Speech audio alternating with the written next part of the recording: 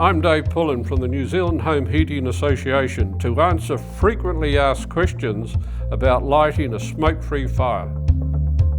One of the most frequent questions we get asked is that when the fire is nice and hot and they turn the air control down, they end up with smoke coming out of the chimney.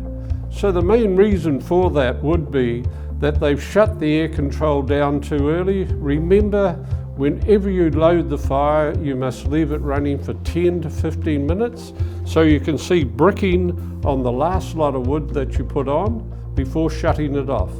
The other main reason is that your ash bed has gone down too low, and so when you've loaded the last load of wood, it sits there and it just smoulders and it doesn't get up to temperature, so we get a nice clean combustion. For more help and to check your burning technique, go to warmercheaper.co.nz.